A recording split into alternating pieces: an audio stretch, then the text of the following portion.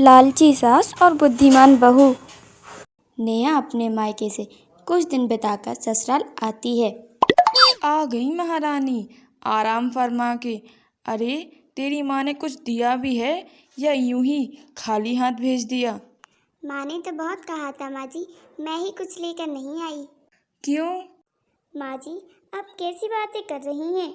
मेरी शादी को 5 साल हो गए हैं। आखिर मेरे माँ बाप कब तक यूं ही देते रहेंगे? हमारे यहाँ लड़की का खाली हाथ आना अपशगुन माना जाता है।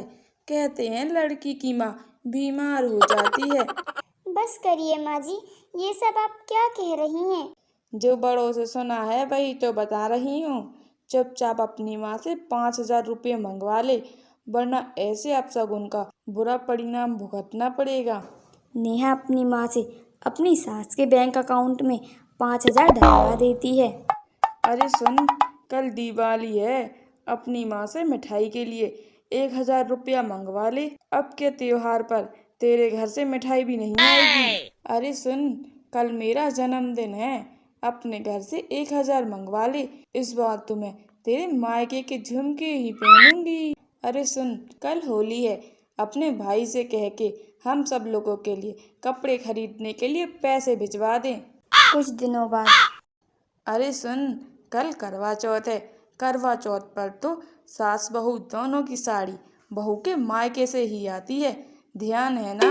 अपनी माँ से कह कि 2,000 रुपये भिजवा दे। माँ जी, ऐसे रोज रोज?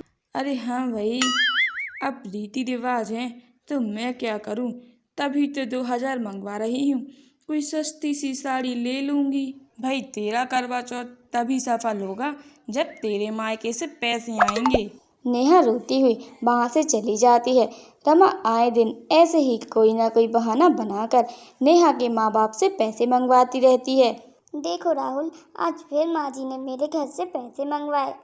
अरे कुछ ज़रूरी रिवाज होगा, तभी उन्होंने मंगाए होंगे। राहुल आप भी? अरे ऐसे रीति रिवाज किस काम के कि लड़की के माँ बाप अपनी बेटी भी दें और जिंदगी भर कोई कर्जा भी चुकाते रहें। देखो नेहा, तुम जानो और माँ जाने, मुझे बीच में मत लाओ। अब मुझे ही कुछ करना पड़ेगा।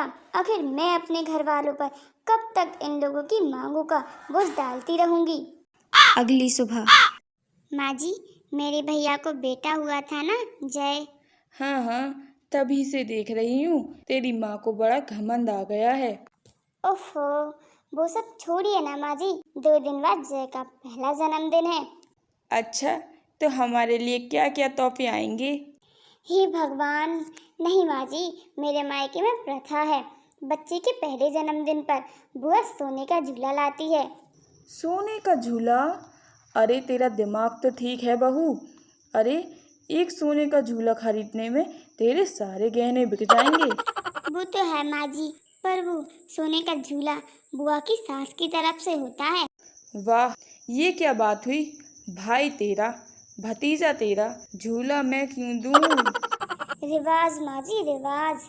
अगर आपने सोने का झूला नहीं दिलवाया तो कुछ ही दिनों में आप भगवान को प्यारी हो जाएंगी माँ जी। ये कहकर नेहा जोर जोर से रोने का नाटक करती है। माँ जी, मेरी प्यारी माँ जी, आप हमें छोड़कर नहीं जा सकती। क्या पागल हो गई है? मुझे भरी जवानी में मरवाना चाहती है? नहीं माँ जी, तभी तो कह रही हूँ कि आप एक सोने का झूला दिलवा ही दीजिए। जान बची तो लाखों पाए। यहाँ तो जान बचाने के लिए लाखों गंवाने पड़ रहे हैं। सोच लीजिए माँ जी, आपका मन ना हो तो रहने दीजिए। मैं दिल पर पत्थर रखकर सोच लूंगी कि मेरी कोई सास थी ही नहीं। रमा देवी तुरंत बैंक से पैसे निकलवाकर नेहा को दे देती है। जा बहू, अपने मायके जाकर मेरी तरफ से सोने का झूला दे आ। अभी तो मेरे पूरे बाल भी सफ़ेद नहीं हुए हैं और मुझे मरवाने पर तुली है। आप भी ना माँ जी, क्या क्या कहती रहती हैं। ठीक है माँ जी, मैं आज ही चली जाती हूँ। अरे नेहा, तुम कहाँ जाने की तैयारी कर रही हो? और ये बाहर माँ रो क्यों रही है? आज इनका बैंक अकाउंट खाली जो हो गया है। धत तेरी की, तुम जानो और तुम्हारी सास जाने। सब रीति रिवाजों का चक्कर है। अरे छोड़िए जी, ये तो मेरे और माँ जी के बीच की बात है। ये लो माँ, मेरी तरफ से जय के लिए कुछ पैसे, आप जो ठीक समझे ले लीजिएगा। अरे नहीं नहीं बेटा, इतने सारे पैसे हम तुझसे नहीं ले सकते। क्यों माँ, आप तो हमेशा ही देती हो, मुझे तो पहली बार मौका मिला है। नहीं नहीं बेटा, लड़कियों से। बस माँ, आज तक तो तुमने मुझ में और भैया में फर्क नहीं किया, फिर आज क्यों? रख लो माँ, ये तुम्हारे ही दिए हुए पैसे हैं। तभी नेहा का फोन बजता है। नेहा बेटी, इस बार अपने मायके से कुछ मत लाना। अब तेरी शादी को इतने साल हो गए हैं ना, अब ये सब चक्कर छोड़ देते हैं। अरे पर वो माँ जी, अपशगुन।